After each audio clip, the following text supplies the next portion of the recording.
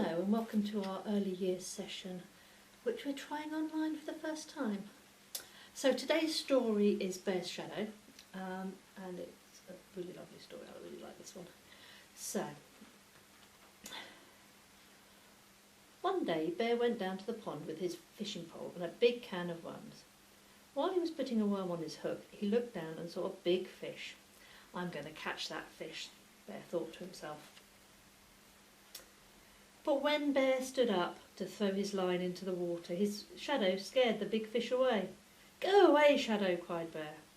But Bear's shadow would not go away. "OK," said Bear, "if you won't go away on your own, then I'll just have to get rid of you."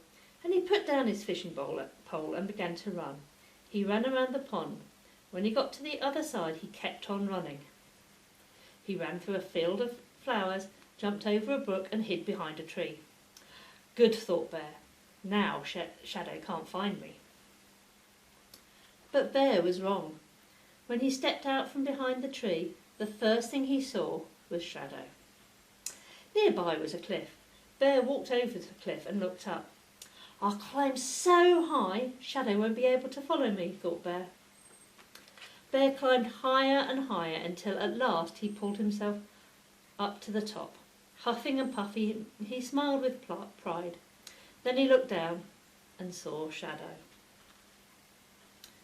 Now Bear was very annoyed, so he went home and got a hammer and some nails to nail his shadow to the ground.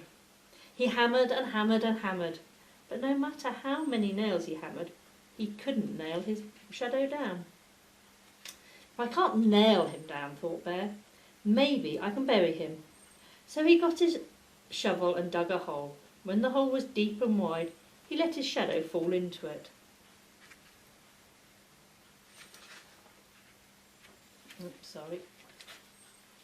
Then Bear filled the hole with dirt. When he was finished, it was almost noon. The sun was high in the sky, and Shadow was nowhere to be seen. "At last," sighed Bear, "no more Shadow." But now Bear was very tired, so he went inside and took a little nap. While he slept, time passed and the sun moved once again, cast shadows everywhere. When Bear got up and opened his door, he saw his shadow on the floor. "Not you again," exclaimed Bear, and he slammed the door behind him, hoping to lock Shadow inside. But Shadow was too quick. Sighed Bear. "How about this? If you let me catch a fish, I'll let you catch one too. Nod your head like this if it's a deal." When Bear nodded his head, Shadow nodded too. So Bear went back to the pond and once again threw his line in the water. By this time the sun was in a different part of the sky, which made it easy for Shadow to keep his part of the deal. And when Bear caught that big fish, Shadow caught one too. So that's our story, Bear's Shadow. So for the activity today, we've got a bear, and I'll post this in a separate post. You can see it's a bear and he's got an arm. You need to colour in him and cut him out, and then the arm gets attached with a split pin. You can then draw a fish, add it to a lollipop stick or a skewer or something, attach it to his arm. Then, and I'm demonstrating on the overhead projector, as you can see, Bear's now fishing, and as we move his arm, you can see he's caught a fish. So, obviously if you haven't got an overhead projector, you can use a lamp, or you can hopefully use the sunshine, but unfortunately not today.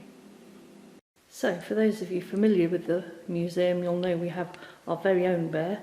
His name's Arthur, and he has his own Twitter account. He's a Siberian bear, and I'm sure he would have loved fishing as well. And I am absolutely sure that he would have loved to have caught some of the fish that are in our fish case. So maybe not the pufferfish, who is a bit prickly, but I would have thought definitely the huge fish there. Or maybe the nice rainbow trout. Or failing that, the slightly smaller brown trout. So I hope you've enjoyed today's early years session, and we look forward to putting some more on the internet if we're still unable to open in person. Thank you very much. Bye.